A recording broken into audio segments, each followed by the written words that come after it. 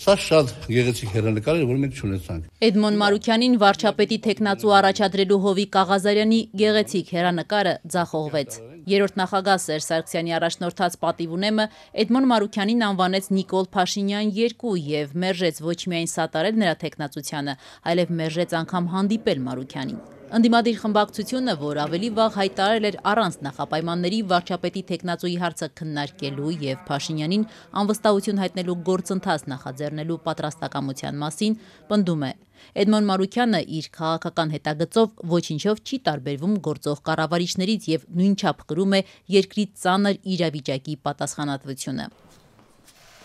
Էդմոն Մարուքյանը շուրջ 2 տարի 2022-ից 2024 թվականը Փաշինյանի կառավարությունում զբաղեցրել է հատուկ հանձնարարություններով դեսպանի պաշտոնը։ Պատիվ ունեմ խմբակցությունը դեմ է Նիկոլ Փաշինյանին Նիկոլ Փաշինյան 2-ով փոխարինելու գործընթացին։ Հետևաբար տեխնացուի հետ հանդիպման անհրաժեշտություն չենք տեսնում։ Սերժ Սարգսյանը այսօր վիժեցրեց Նիկոլ Փաշինյանի իմպիչմենտի գործընթացը, միշտ Սերժ Սարգսյանը 8 րոպե առաջ վիժեցրեց։ 8 րոպե առաջ Սերժ Սարգսյանը վիժեցրեց Նիկոլ Փաշինյանին անվստահություն հայտնելու գործընթացը։ Լուսավոր Հայաստանի առաջնորդ Էդմոն Մարուքյանի պատասխանը չուշացավ, նա Սերժ Սարգսյանին մեղադրեց թալանի մեջ, հիշեցրեց նրա իշխանության օրոք հավի բդի ու բանանի մոնոպոլիաները, ինչպես նաև 1999-ի հոկտեմբերի 27-ի ահաբեկչությունը։ Այսինքն Էդմոն Մարուքյանն ատոմակայանը թալանել։ Եկեք ատոմակայանը թալանվել է Սերժ Սարգսյանի օրոք։ Ասենք Էդմոն Մարուքյանն հոկտեմբերի 27-ի ժամանակ մինիստր եղել։ Էդմոն Մարուքյանն Լավրովի պլանը մերժել, հետո ապիլյան պատերազմի հասցրել երկիրը։ Այս ինչ եք ուզում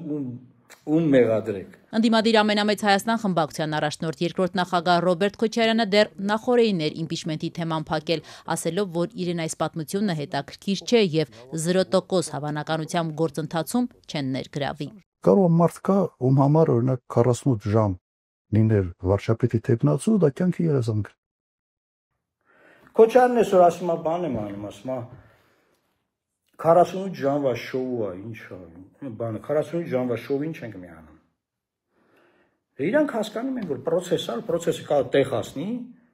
ու իրանք չդառնան այդ վարչապետը։ Հատուկ հանձնարարություններով նախկին դեսպանը իրեն տարբեր պատճառաբանություններով մերժող երկրորդ եւ երրորդ նախագահներին Վանաձորյան հատուկ ֆոլկլորով է պատասխանում։ Մեր թարամասում ցարկուտում ենք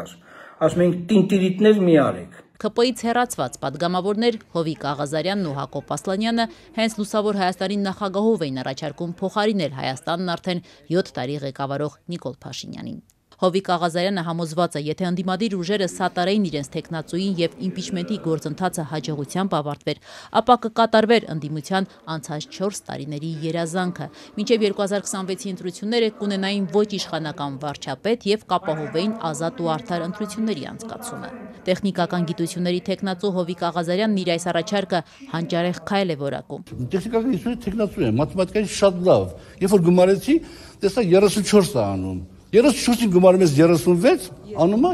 34-ին գումարում ես 2, անում է 36։ Էդի մաթեմատիկական գիտելիքները հնարավորություն տվեց քաղաքագիտական հանճարեղ քայլ անելու։ Օրենքի համաձայն, սակայն, միայն ընդդիմադիր խմբակցությունների եւ Հովիկ Աղազարյանի ու Հակոբ Ասլանյանի 36 ձայները բավարար չեն։ Փաշինյանին անվստահություն հայտնելու համար առնվազն 54 падգամավորի կողմ քվեարկություն է անհրաժեշտ։ Արդյոք 18 իշխանական падգամավոր կմիանա Փաշինյանի իմպիչմենտին։ Մաթեմատիկական այս մի հաշվարկը Աղազարյանին չի ընկճում։ Հավանականությունը